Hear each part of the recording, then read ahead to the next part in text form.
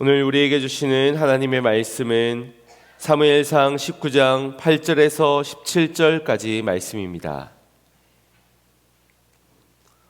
사무엘상 19장 8절에서 17절까지 말씀입니다.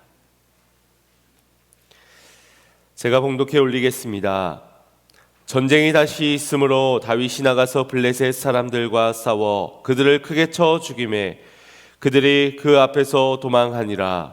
사울이 손에 단창을 가지고 그의 집에 앉았을 때에 여호와께서 부리시는 악영이 사울에게 접하였으므로 다윗이 손으로 수금을 탈 때에 사울이 단창으로 다윗을 벽에 박으려 하였으나 그는 사울의 앞을 피하고 사울의 창은 벽에 박힌지라. 다윗이 그 밤에 도피하매 사울이 전령들을 다윗의 집에 보내어 그를 지키다가 아침에 그를 죽이려 하려 한지라. 다윗의 아내 미갈이 다윗에게 말하여 이르되 당신이 이 밤에 당신의 생명을 구하지 아니하면 내일에는 죽임을 당하리라 하고 미갈이 다윗을 창에서 달아내리매 그가 피하여 도망하니라. 미갈이 우상을 가져다가 침상에 누이고 염소 털로 엮은 것을 그 머리에 씌우고 의복으로 그것을 덮었더니 사울이 전령들을 보내어 다윗을 잡으려 하매 미갈이 이르되 그가 병들었느니라. 사울이 또 전령들을 보내어 다윗을 보라 하며 이르되 그를 침상째 내게로 들고 오라. 내가 그를 죽이리라. 전령들이 들어가 본즉 침상에는 우상이 있고 염소 털로 엮은 것이 그 머리에 있었더라. 사울이 미갈에게 이르되 너는 어찌하여 이처럼 나를 속여 내 대적을 놓아 피하게 하였느냐. 미갈이 사울에게 대답하되 그가 내게 이르기를 나를 놓아 가게 하라. 어찌하여 나로 너를 죽이게 하겠느냐 하더이다 아니라. 아멘. 할렐루야. 살아계신 우리 하나님께서 우리 예배 가운데 함께 하실 줄 믿습니다. 예배를 드림을 통하여 주님 예비하신 모든 은혜가 우리 가운데 넘쳐나기를 간절히 소망합니다. 은혜 주실 줄 믿습니다. 새 힘을 부어 주실 줄 믿습니다. 여호와를 앙망하는 시간 삼으시고 주님이 주시는 새 힘을 얻으시기를 축복합니다. 모두가 인생의 승승장구를 기대하고 또 그런 인생을 부러워합니다. 시험에 합격하고 또 사업에는 성공하고 직장에선 승진하는 남부럽지 않은 인생을 살아가는 이들을 보면은 부럽기 마련입니다. 하지만 사실 그것이 꼭 좋은 것만은 아니라는 것을 기억해야 합니다. 높은 곳에 올라갔으니 떨어질 위험이 있어 염려가 될 것이고 또 다른 모두의 표적이 되다 보니 쉽게 가십거리가 되거나 사냥거리가 되기도 합니다. 멋진 남자친구, 예쁜 여자친구 만나면 기분은 좋고 행복할 겁니다. 그런데 불안한 마음은 감출 수 없겠지요. 모두가 그 사람을 좋아하기 때문입니다. 또 그 자리에 계속 앉아 있다 보면 콧대가 하늘 높은 줄 모르고 높아지게 되는가 하면 자존심은 세져서 남들이 나보다 잘 되는 꼴을 못 봅니다. 그래서 지는 걸 도저히 참을 수가 없어서 어떻게든 이겨내려고 합니다. 나도 모르게 교만함이 싹트게 될 것이고 또 불안감이 내 안에 있어 삶의 여러 가지의 문제들이 나타나게 되기도 할 겁니다. 그렇기에 우리가 조금 높은 곳에 더 나은 자리에 올랐다고 기고만장할 것이 없습니다. 낮고 높음은 조금 편하고 불편하고의 차이이지 오히려 그 높은 자리에 있음으로 말미암아 우리는 더 큰 절망과 위기를 만날 수 있다는 것을 기억해야 합니다. 결국 우리는 하나님의 은혜가 아니고서는 살아갈 수 없는 것이 진리입니다. 하나님이 주시는 힘과 그의 도우심만이 아니고서는 우리는 아무것도 아닌 존재라는 것이 우리의 믿음이어야 할 줄 믿습니다. 오늘 사울을 보고 다윗을 볼 때 그렇습니다. 이미 세워진 왕이고 앞으로 세워질 그런 왕입니다. 모든 사람들이 그들을 부러워합니다.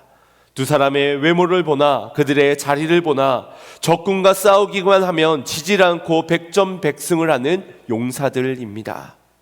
표면적으로 볼 때 모두가 부러워할 만한 막강한 부와 명예와 권력을 가진 그들. 그런데 그들의 인생을 오늘 본문만 가지고 본다면 어떻습니까?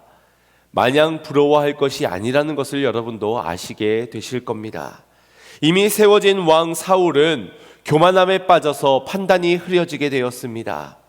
악영에 시달려서 밤잠을 이루질 못하기를 여러 해, 자기 안에 시기와 질투를 스스로 제어할 수 없는 연약한 자가 되었고, 늘 망상에 시달리는 가운데 다윗을 죽이려고 혈안이 되어 있습니다. 그런 나머지 자신의 딸과 아들도 눈에 뵈는 게 없습니다. 그리고 세워질 왕 다윗은 어떻습니까? 그는 양을 치던 막내 아들에서 한 나라를 통치해 갈 수 있는 왕으로까지 성장하게 되었습니다. 모든 백성들이 그에게 칭송을 보낼 만큼 그는 싸우는 것마다 승승장구하고 그의 성품이나 그의 행함을 볼 때 모든 사람들의 동망을 얻었습니다. 또한 믿음직한 동력자 요나단을 친구로 두기도 하였고, 또 왕의 딸인 공주 미갈과의 결혼을 하기도 하였습니다. 그런데 그 자리에 오르면 오를수록 전혀 맞설 수 없는 상대가 자신을 죽이려 하는 겁니다. 싸울 수 없는 적이 새롭게 생겨나게 된 것인데 바로 자신의 장인이자 자신의 왕인 사울이었습니다. 그 왕을 위해 연주도 해보았습니다. 그를 위해 전쟁에 나가 표피, 블레셋 사람의 표피 200개를 가져오기도 하였습니다. 대승을 거두기도 하였습니다. 그의 아들과 친구가 되기도 하였고, 그의 딸과 혼인하였으니 이제 그의 가족이 되기도 한 것입니다. 그럼에도 여전히 자신을 적대시하며 오히려 이전보다 더 자신을 시기 질투하는데, 이젠 신하들을 시켜서 대놓고 자신을 잡아 죽이라고 명령까지 내리게 됩니다. 차라리 할례받지 않은 골리앗과의 한 번 더 전투가 있다라면 얼마든지 싸우러 나갔을 텐데, 기름 부음 받아 세워진 하나님이 세우신 그 왕을 자신을 죽이려고 하니 아무리 싸움에 능한 다윗이라 하더라도 이러지도 못하고 저러지도 못하고 지금 진퇴양난에 빠지게 된 것입니다. 그럼에도 그런 높은 자리가 탐나고 부러운 것은 아마도 그 자리에서 주어지는 힘 때문일 겁니다. 힘을 가진다는 것은 매우 기분 좋은 일입니다. 아무에게나 힘이 주어지는 것이 아니기 때문이지요. 돈의 힘을 가지고 권력의 힘, 명예의 힘, 인기의 힘, 그 힘을 가진 소수의 사람들은 세상을 움직입니다. 경제를 움직입니다. 사람을 이리저리로 움직이기도 합니다. 내 뜻대로 안 되어지는 게 없다 보니 우리는 그 힘을 가졌을 때에 부담스러운 어려움도 분명 있겠지만, 위험천만할 수도 있겠지만, 그래도 그 힘을 사모하는 것은 그 때문이라고 보여집니다. 그러나 힘을 가지는 것은 매우 위험한 일이라는 것은 결코 잊어서는 안 됩니다. 그 힘을 어떻게 사용하느냐에 따라서 그 힘에 대한 책임과 대가를 반드시 치러야 할 것이기 때문입니다. 우리가 힘을 가지면 크게 두 가지로 그 힘을 사용할 수 있는데, 하나는 육체의 소욕을 위해서고 또 하나는 성령의 소욕을 위해서 사용할 수가 있습니다. 그런데 이 선택지가 우리에게 잘 보이지가 않지요. 늘 우리는 대부분 그 힘을 육을 위하여서 사용합니다. 이 땅에 끊임없이 전쟁이 이루어지는 이유가 무엇이겠습니까? 상식이 통하고 이렇게 서로의 소식들을 다 나눌 수 있는 이 시대 가운데서도 아직까지 전쟁이 끊이지 않는 이유, 아직까지도 갑질이 허용되어지고 있고 아직까지도 범죄가 수많이 일어나고 있는 이유가 무엇이겠습니까? 바로 힘을 가진 나라가, 힘을 가진 사람들이 육체의 소욕을 위해 그 힘을 사용하기 때문일 것입니다. 러시아가 전쟁을 시작한 것도 힘이 있기 때문에 시작을 한 것일 테고, 지금 아직까지도 그 전쟁이 마무리가 되지 않는 것은 러시아 편에 의해서는 아직 그 힘이 모자라기 때문이라고도 할 수 있겠습니다. 사울도 힘을 가졌습니다. 그러나 그 힘을 질투하는 일에, 시기하는 일에 주력하였습니다. 그런데 그 힘이 뭔가가 못 미쳐서 아직까지 다윗을 죽이지 못한 모습입니다. 이전까지 소극적으로 그를 죽음으로 몰아넣으려고 애를 썼다 하면, 이제 자신이 가진 모든 100%의 힘을 발휘하여서 전령을 내려 다윗을 죽이려 하고 있습니다. 살리라고 하나님은 그에게 힘을 주셨는데 오히려 죽이려고 모든 힘을 사용하고 있는 모습입니다. 왕의 전령이 내려온 이상 이제 이 사울왕의 부하들, 신하들은 모두 다윗을 잡기 위해 애를 쓸 겁니다. 그런데 명령을 받은 신하들이 지금은 비록 사울 왕의 명령을 순복하고 복종하고 있다 하지만 이것은 왕권의 분열의 시작이 되는 시초라고 할 수 있을 겁니다. 왜냐하면 이토록 충성스러운 종 다윗이 아무런 죄도 없는데, 아무런 명분도 없는데 이 사울 왕이 죽이라라고 명하는 그 명령을 들으니 지금 이 신하들 입장에서는 앞으로 이 사울 왕을 어떻게 믿어야 할까 의심하지 않을 수가 없는 겁니다. 과연 누가 이 사울에게 충성하려 하겠습니까? 의심과 불신이 싹트고 자신도 다윗과 같은 신세가 될 수 있다라는 불신 가운데 그 누구도 사울을 위해 목숨을 바치려 하지 않을 것입니다.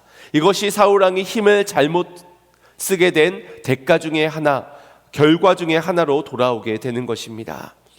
우리 부모가 그렇지요. 자녀를 통제하고 또 훈계하고 가르쳐 지도하며 그의 삶을 인도해 주는 그런 힘이 주어지게 되었습니다.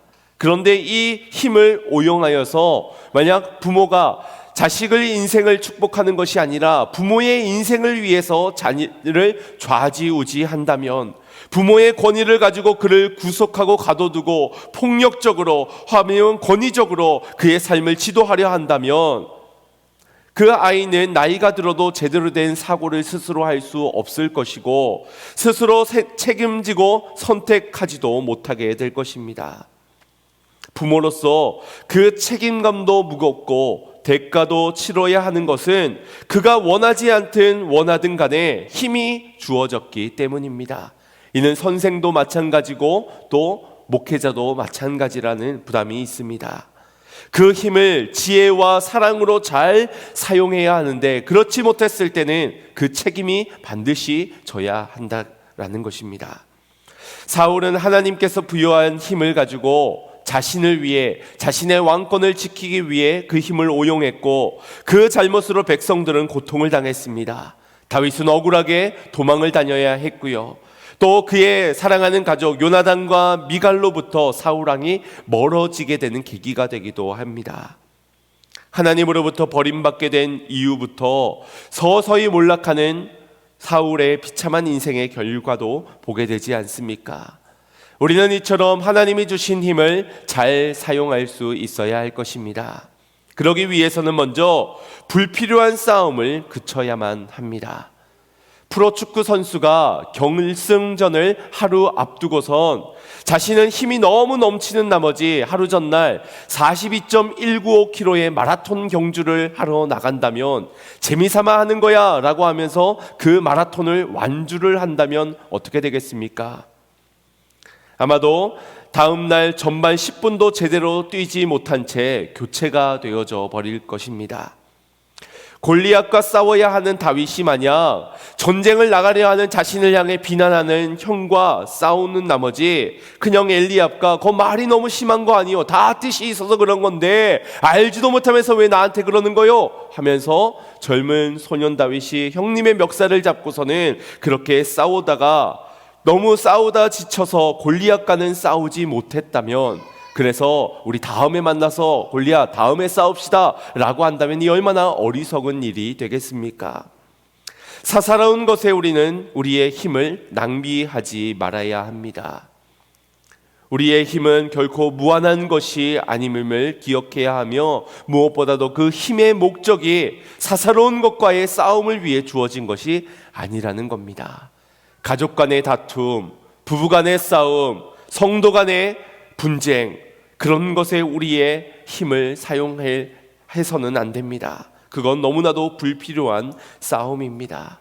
우리의 힘은 저기 불가능해 보이는 저 골리앗과의 싸움에서 사용되어져야 하며 전심전력으로 거룩을 지키기 위한 힘에 쏟아야 하는 것입니다. 그렇다면 주어진 힘을 제대로 잘 사용하는 인물은 누구입니까? 바로 요나단입니다. 그는 왕자이면서 매우 유능한 군사였습니다. 사울이 제비뽑기로 뽑힌 요나단을 죽이려 하자 신하들이 그 죽임을 만류할 정도로 신하들에게 덕망을 받는 그런 인물이었지요. 그런 그가 아무리 다윗과의 우정이 깊고 또 그를 사랑하고 좋아한다 하여도 나라를 통치하시는, 그것도 자신의 아버지가 죽이려 하는 자를 돕는다는 것은 매우 어려운 일일 것입니다. 그럼에도 요나단은 자신이 가진 힘을 어디에 써야 하는지를 분명히 알았습니다. 자신이 가진 힘을 선한 일을 위해 힘써야 한다는 것, 그 분명한 중심이 있었던 것이지요. 다윗을 향하던 화살이 분명 자신에게 돌아올 수도 있는 그런 상황에서 사울 왕의 마음을 돌이키기 위해 사울 왕 앞에 가서 하나님 앞에서 범죄하면 안 됩니다. 무고한 사람의 피를 흘리게 해서는 안 됩니다. 라고 말하며 다윗을 살리기 위한 애를 씁니다.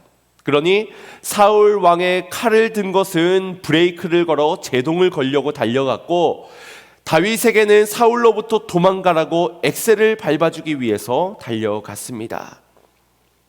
우리가 운전을 할 때도 브레이크를 밟아야 할 때와 또 엑셀을 밟아야 할 때를 잘 판단하고 그리해야 사고가 나지 않을 겁니다. 브레이크를 밟아야 할 때는 사울에게 무고한 피를 흘리지 않도록 해야 한다라고 직언하면서 죄짓지 말기를, 그러면서 다윗의 선함을 칭찬하였습니다. 이것이 우리가 밟아야 하는 브레이크입니다.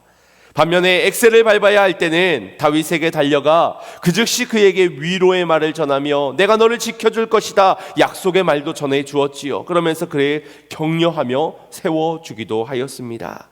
그런데 이 힘을 반대로 써버리는 이들이 우리 주변에 얼마나 많이 있습니까?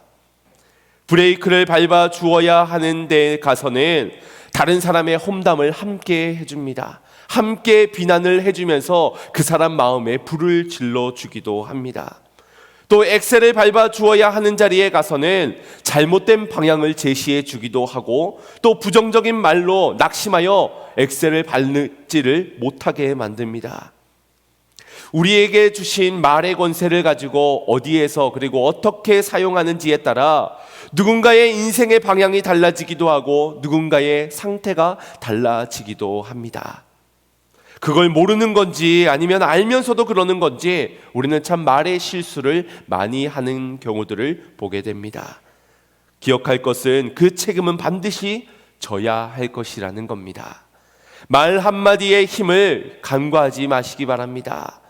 왜냐하면 사람은 듣지 못한다 할지라도, 그 말의 영향력이 별로 끼치지 않은 것 같다 할지라도 우리의 말 한마디 한마디를 우리 하나님께서 다 듣고 계시고 다 기억하고 계시기 때문입니다.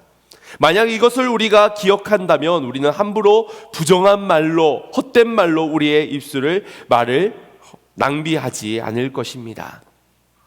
어느 목사님께서는 이 교인 불평록이라는 노트를 만들었다고 합니다.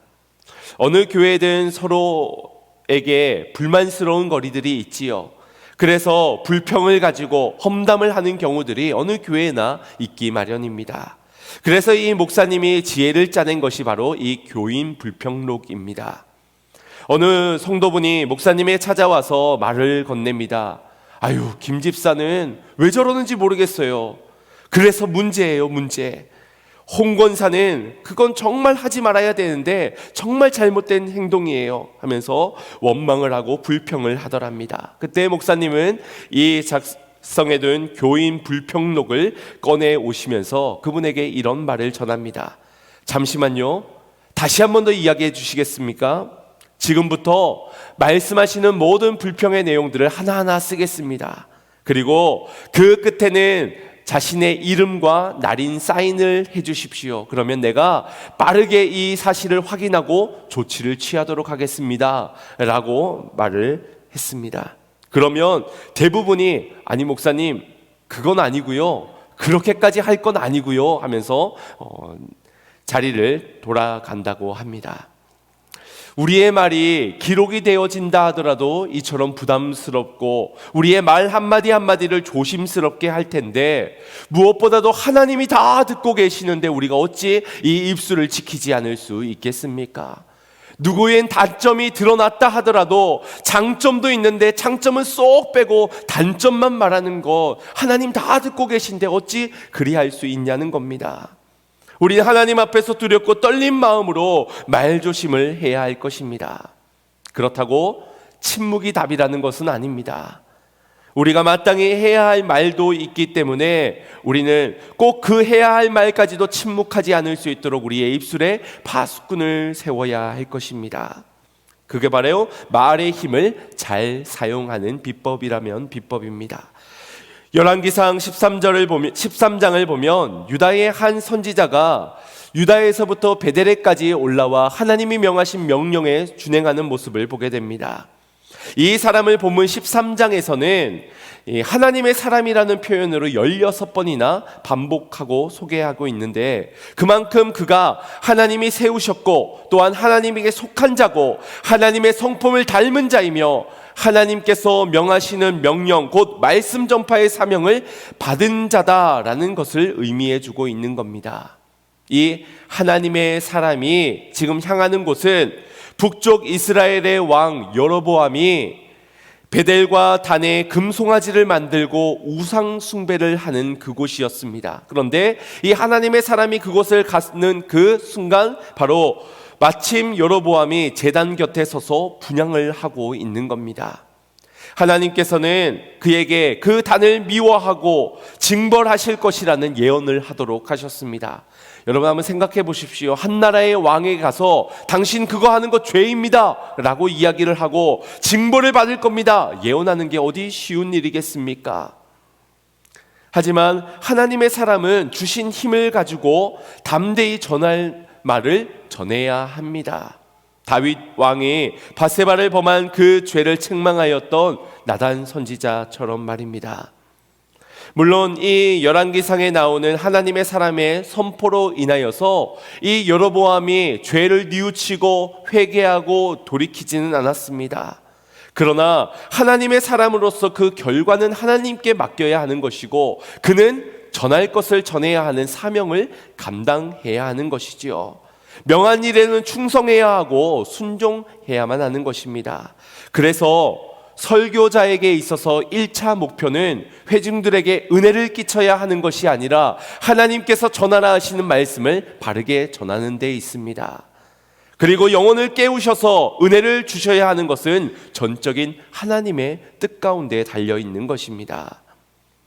여로보암 왕은 하나님의 사람이 전하는 그 말을 듣게 되자 기분이 나빠졌고 그 자리에서 단위의 손을 뻗어 저 사람을 잡으라 라고 말하였습니다.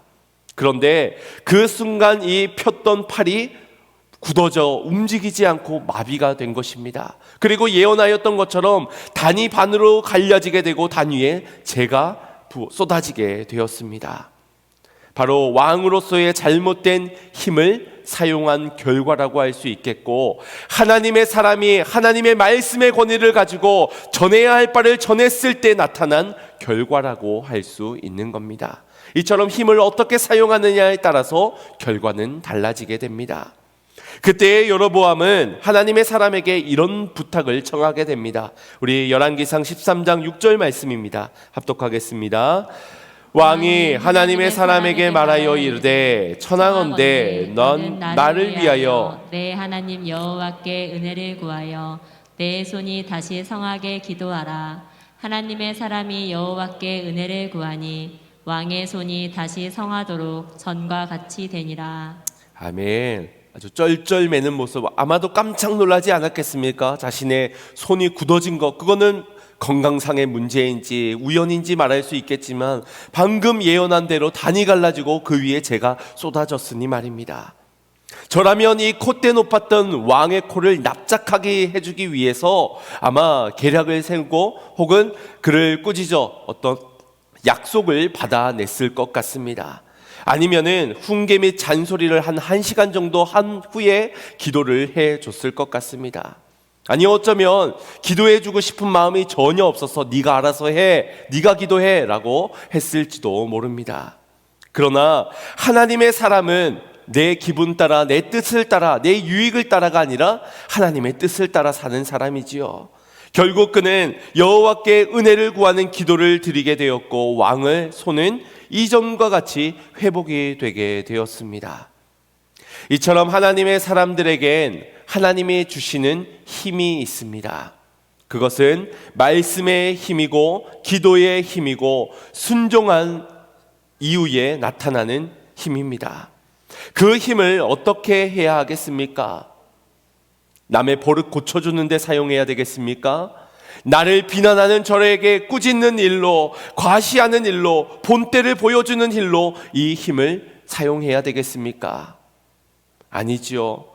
그 힘은 오직 하나님의 영광 받으시기 위해서 주어진 힘입니다.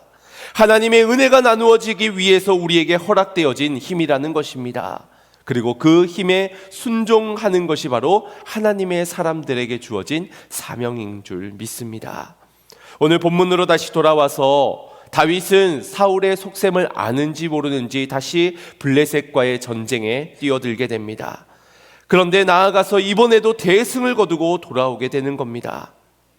이는 사울에게 속아서 나간 전쟁이 아니라 하나님이 주시는 힘으로 대적 블레셋을 무찌르기 위해 나간 전쟁이었고, 하나님의 그 선한 힘이 다윗을 살릴 뿐만 아니라 이 이스라엘의 대적인 블레셋까지도 무찌르고 승리하고 돌아올 수 있도록 이끄셨던 것입니다. 하지만 모두가 기뻐하는 그 순간 웃지 않고 있는 한 사람이 오늘 본문에 등장합니다. 9절 말씀을 보면 바로 이 하나님의 힘을 가지고 있는 다윗을 두려워한 사울입니다. 그는 웃지 못하는 정도가 아니라 오히려 단창을 가지고 앉아 있는 살벌한 모습을 보이고 있습니다. 그런데 여기가 어디라고요? 집이라고요. 가장 편히 쉬어야 하는 그 집에서 그는 단창을 가지고 앉아 있습니다. 그에게 평안이나 안식이나 쉼이라는 단어가 떠오르지 않지 않습니까? 마치 이 집이 전쟁터를 방불케 만듭니다. 오히려 하나님의 힘이 사용되어지는 블레셋과의 전쟁터가 더 평안하지, 사울이 칼을 들고 있는 이 집안이 더 전쟁터 같아 보입니다. 사울 왕의 이런 모습을 보면서 저는 탕자의 두 아들의 비유에서 둘째 아들이 돌아와 아버지가 베푼 잔치를 참여하지 못하고 화를 내고 있는 첫째 아들의 모습이 상상이 되었습니다. 또한 하나님께 올려드릴 제사를 드린 이후에 동생 아벨을 죽였던 형 가인이 생각이 나기도 합니다. 이렇게만 보면은 마치 첫째 아들이 다 문제인 것처럼 보여지기도 하지요. 그러나 첫째라는 것이 문제가 아닙니다. 제가 첫째라서 그런 얘기를 하는 게 아니라 이들은 문제는 지금 힘을 가지고 그 힘을 잘못 사용하고 있다는 것이 문제입니다. 힘을 가졌기에 그는 아버지께 화를 내었고, 그 힘을 가지고 있었기에 동생을 죽이는 일에 사용하였습니다. 만약 그 힘을 가지고 그 첫째 아들이 아버지께 베푼 그 잔치에서 함께 기쁨으로 참여하고 짐승 그 소를 잡는 일에 수고하고 아버지를 기쁘시게 하는 일에 힘썼다면 어땠겠습니까? 내 것이 다 너의 것인데 라고 하셨듯이 그에게 칭찬과 상급을 주지 않았겠습니까? 만약 가인이 자신에게 주어진 그 힘을 가지고 지금은 예배를 실패하였지만 내게 다시 한 번 더 기회가 주어졌으니 사냥을 해서 하나님께 마음의 중심을 다해 정성껏 아벨과 같이 예배를 드린다면 얼마나 좋겠습니까? 살인자가 아니라 예배자로, 승리자로 살아갈 수 있게 되는 것입니다. 우리는 우리가 가지고 있는 힘을 어떻게 사용하고 있는지를 돌아보아야 할 것입니다. 이 힘은 단순히 무력만을 의미하는 것이 아닙니다. 앞서 말씀드린 대로 말에도 힘이 있고 기도에도 힘이 있는 것처럼 평안이 있는 것에 힘이 있고 기쁨에도 힘이 있으며 감사에도 힘이 있습니다. 그런데 하나님의 영이 떠나게 된 사울 왕에서는 오직 칼의 힘밖에는 보여지는 게 없습니다. 그는 오직 칼의 힘만을, 왕의 자리에 그 힘만을 의지하고 있는 채 주님이 주시는 다른 모든 힘들, 평안의 힘, 기쁨의 힘, 감사의 힘은 그에게 찾아볼 수가 없습니다. 여러분들은 이런 사람을 본 일이 있습니까? 만나기가 굉장히 꺼려지는 그런 사람, 날이 선 사람이어서 말을 선뜻 건네지 못하고 부탁도 좀처럼 하지 못하는 사람, 뭔가 금세 터져버릴 것 같은 그런 사람. 그래서 노랫말에 손대면 토, 옥하고 근데 톡이 아니죠. 손대면 펑엉하고 터질 것만 같은 그대. 바이블레이션이 잘 안 되는데요. 어쨌든 지금 사울의 상태가 바로 그런 상태라는 겁니다. 확 하면 터져버릴 것 같은 그런 상태. 그런데도 놀랍게도 그런 상태에 있던 사울에게 요나단은 찾아갔다는 것이지요. 자신이 가지고 있는 힘을 가지고. 뿐만 아니라 다윗을 보십시오. 지금 이 전쟁터를 방불케 하는 단창을 들고 앉아있는 그 사울에게 가서 수금을 연주를 하고 있습니다. 훗날 사울이 죽일 수도 있는 그 기회, 사울을 죽이며 복수할 수 있는 그 기회가 다윗에게 찾아왔음에도 그는 그의 옷자락만 베어갈 뿐 그를 살려주면서 떠난 다윗을 보십시오. 이것이 바로 하나님의 사람입니다. 악령이 들어도 폭탄처럼 터질 것 같아도 단창을 들고 있어도 복수를 할 수 있는 그 기회에서도 평안을 가지고 하나님의 뜻을 이루어가는 사람, 근심하는 자에겐 기쁨을 전해줄 수 있는 사람, 원망하고 불평하는 이에게는 평안을 나누어 줄 수 있는 사람, 저주하는 이에게는 복음의 말로 살려내는 그 사람, 이것이 바로 하나님의 사람인 줄 믿습니다. 물론 그렇게 나아간 자리에서 다윗은 단창을 맞을 뻔하였습니다.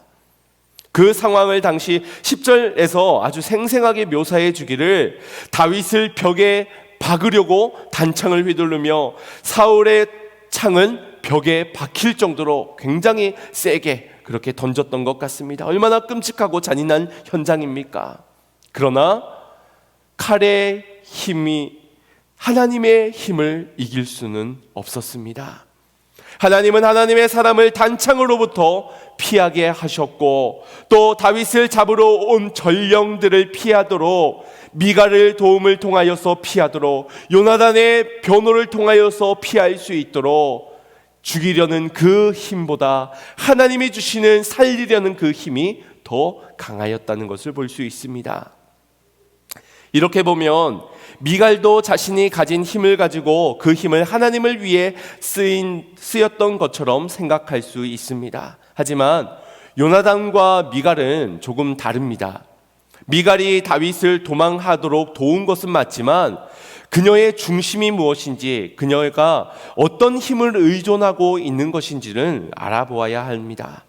먼저 사무엘상 18장 20절을 보면 사울 왕의 딸 미갈이 다윗을 사랑하였다라고 말씀합니다. 요나단도 그를 사랑하였고 미갈도 그를 사랑하였지만 이 사랑에는 결이 다릅니다. 요나단은 자신을 희생하면서도 사랑을 베푼 것이지만 미갈은 자신을 희생할 생각은 전혀 없었습니다. 오늘 본문 가운데서도 그것을 발견하게 되는데, 먼저 13절을 보시면 다윗을 숨기기 위해서 미갈은 침상에 우상을 가져다 눕히게 됩니다. 그리고 염소의 털을 엮어다가 이 다윗의 가발처럼 만들고 의복을 덮어서 마치 다윗이 누워있는 것처럼 속였던 것입니다. 여기 우상이 드라빔이라는 그런 단어인데, 이것은 가정을 지키는 수호신으로서 그를 점치는, 앞으로를 점치기 위해서 가정에 두었던 그런 우상입니다.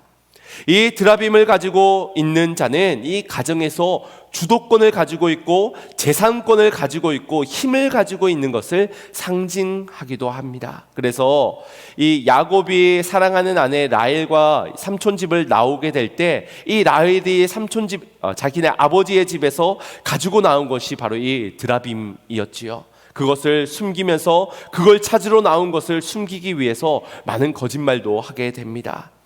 바로 힘을, 아버지가 가지고 있던 그 힘을 내가 이제 갖겠노라 라는 그런 결단인 것입니다. 그런데 오늘 본문에서 미갈이 그 드라빔을 가지고 있는데 그 크기가 숨길 수 있는 크기가 아닙니다. 다윗의 크기를 대변할 수 있을 만큼 매우 큰 우상을 가지고 있었던 것입니다. 이것이 무엇을 의미하는 것입니까? 나는 힘을 가지고 싶다는 것을 의미하는 겁니다. 나는 이 사울 왕으로부터 왕위를 물려받는 자가 되고 싶다. 다윗을 통하여 왕가를, 우리 가문이 왕가가 되고 싶다. 그래서 모든 재산권과 주도권, 그 힘을 가지고 싶다는 열망을 가지고 있는 여인이라고 할 수 있는 겁니다. 이후에 사무엘하 6장 20절에 가면 다시 이 미갈이 등장을 하게 되는데 그 장면에서는 다윗이 춤을 추고 있습니다.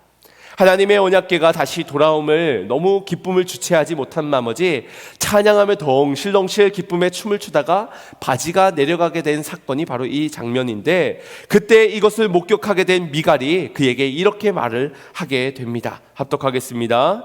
다윗이 자기의 가족에게 축복하러 돌아오매 사울의 딸 미갈이 나와서 다윗을 맞으며 이르되 이스라엘의 왕이 오늘 어떻게 영화로우신지 방탕한 자가 염치 없이 자기의 몸을 드러내는 것처럼 오늘 그의 신복의 계집종의 눈앞에서 몸을 드러내셨도다 하니. 이 말은 다윗을 조롱하는 말입니다. 아니, 왕으로서 가진 힘을 가지고 채통을 지키셔야지요. 지금 친아들 계집종들 다 보는 앞에서 뭐 하는 것입니까? 라고 흉을 보고 있는 것입니다.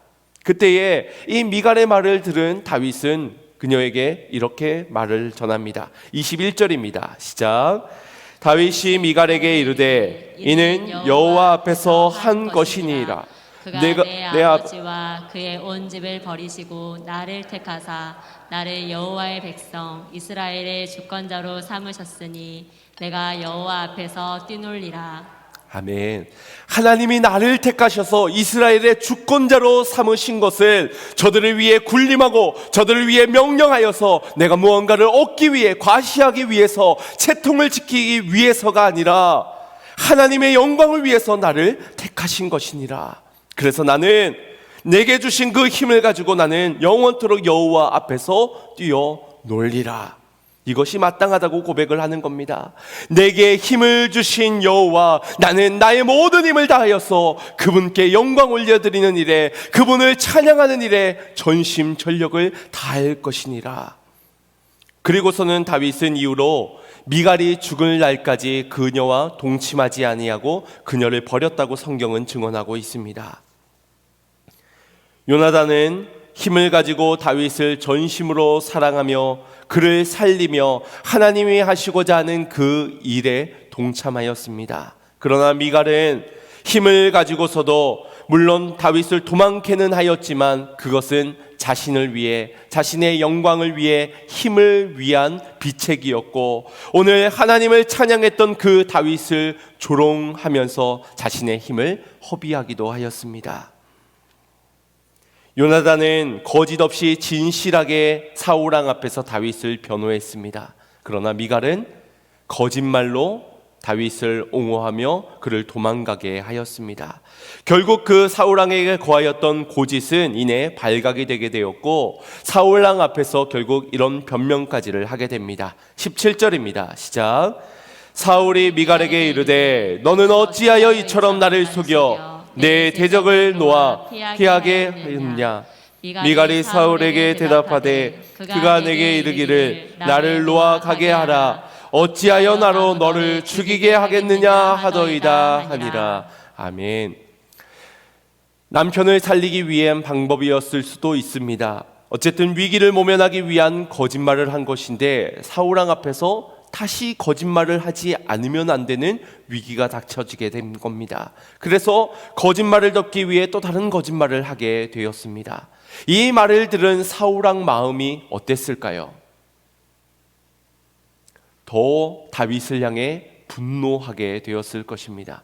감히 내 딸을 하면서 아마 을분까지 더해지고 오히려 이 사건으로 인하여서 다윗을 죽여야 하는 것에 명분을 삼았을지도 모릅니다. 결국 힘을 잘못 사용한 결과라는 것이지요.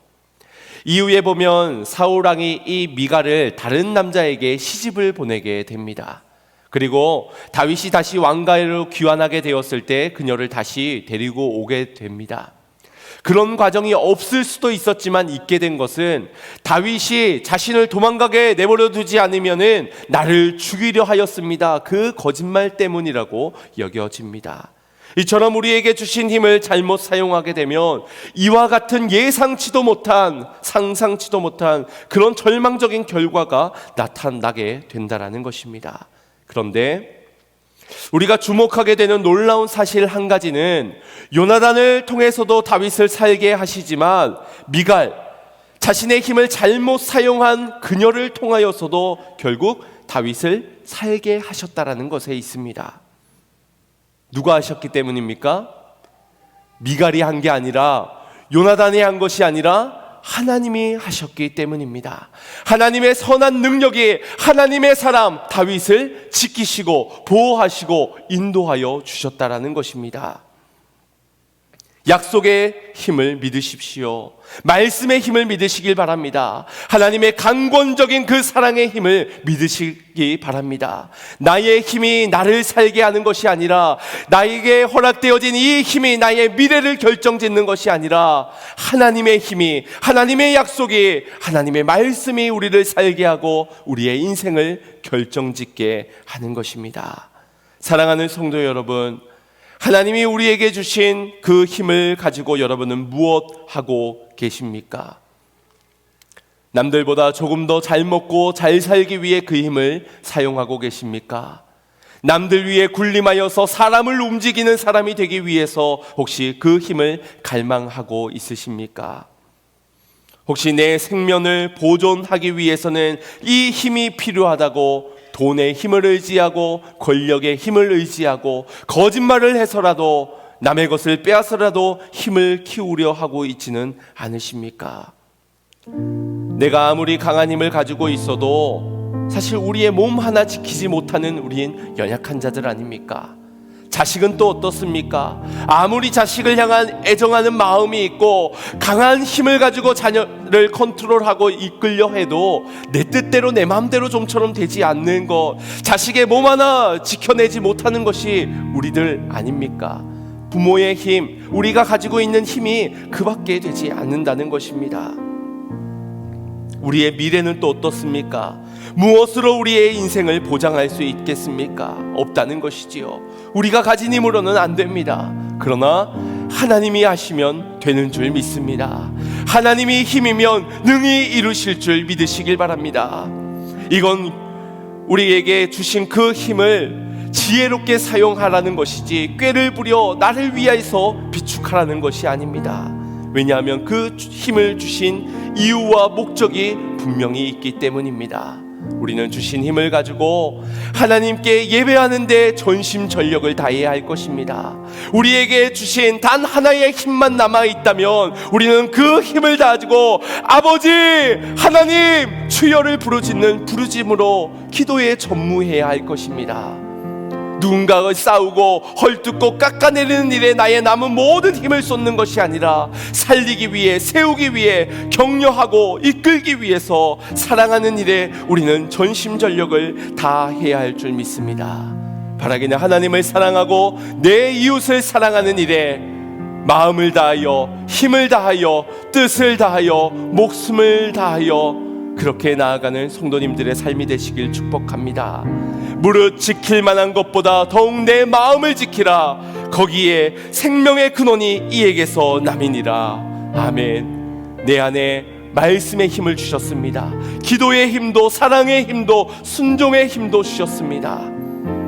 바라기는 우리에게 주신 그 힘을 가지고 이것을 우리의 마음에서 지키는데 힘써야 할 줄 믿습니다. 그리고 이 힘을 사랑하는 자녀들에게, 사랑하는 우리의 이웃들에게, 나의 도움을 절실하게 필요로 하고 있는 그 영혼들을 향하여서 우리에게 주신 그 힘을 나눠야 할 줄 믿습니다.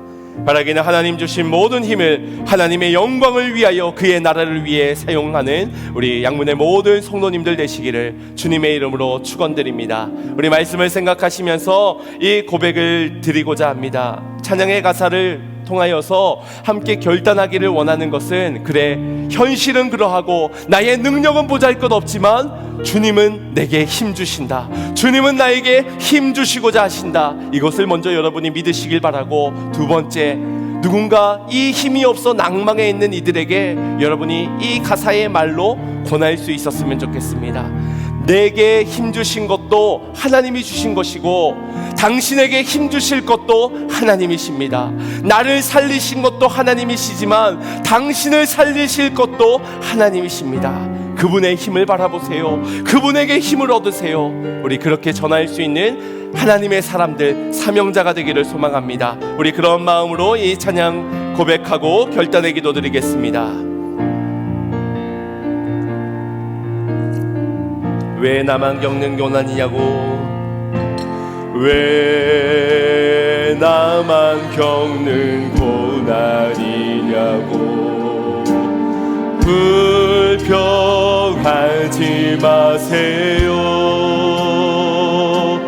고난의 뒤편에 있는 주님이 주실 축복 미리 보면서 감사하세요. 너무 견디기 힘든 지금 이 순간에도 주님이 일하고 계시잖아요. 남들은 지쳐 앉아 있을지라도 당신만은 일어서세요. 힘을 내세요. 힘을 내세요. 힘을 내세요. 주님이 손 잡고 계시잖아요. 주님이 나와 함께함을 믿는다면 어떤 역경도 이길 수 있잖아요. 왜 이런 슬픔, 왜 이런 슬픔 찾아왔는지 원망하지 마세요. 당신이 잃은 것보다 주님께 받은 은혜 더욱 많음에 감사. 이것을 전하는 것이 하나님의 사람들입니다. 너무 견디기 힘든 지금 이 순간에도 주님이 일하고 계시잖아요. 남들은 지쳐 앉아 있을지라도 당신만은 일어서세요. 힘을 내세요. 힘을 내세요. 힘을 내세요. 주님이 손 잡고 계시잖아요. 주님이 나와 함께함을 믿는다면 어떤 걱정도 이길 우리 믿음에 권면합니다. 힘을 내세요. 힘을 내세요. 힘을 내세요. 주님이 손 잡고 계시잖아요. 주님이 너와 함께함을 믿는다면 어떤 역경도 견딜 수 있잖아요. 주님이 주신 힘을 가지고 견디시길 바랍니다. 주님의 힘을 가지고 전쟁에 나아가서도 평안을 선포하시길 바랍니다. 단창을 들고 있었던 사울왕의 그 단창을 피할 수 있었던 것은 이미 많은 전투 가운데서 하나님이 힘을 주심을 믿고 전쟁에서 수많은 싸움의 경험들을 하였기 때문에 그 단창도 피할 수 있었던 것입니다. 하나님은 그렇게 우리를 훈련과 연단 속에서 우리에게 힘을 더하여 주고 계십니다. 여러분, 그 힘을 받으시길 바랍니다. 그리고 그 힘을 바르고 옳은 일에 사용하시기를 바랍니다. 하나님께서 우리의 힘을 통해 예배받고자 하십니다. 우리의 전심전력을 통하여 기도하라고, 사랑하라고, 하나님의 일을 감당하라고 명하십니다. 지쳐 앉아있지 마시고 오늘 주님이 주시는 그 힘을 가지고 일어나 살리는 일에 힘쓰시길 바랍니다. 하나님의 영광을 위해 살아가시기를 바랍니다. 우리 이 시간 같이 합심하여 기도할 때 주님 내게 힘을 주시옵소서. 그리고 그 힘을 주를 위해 사용하겠습니다. 결단하며 기도하겠습니다. 주여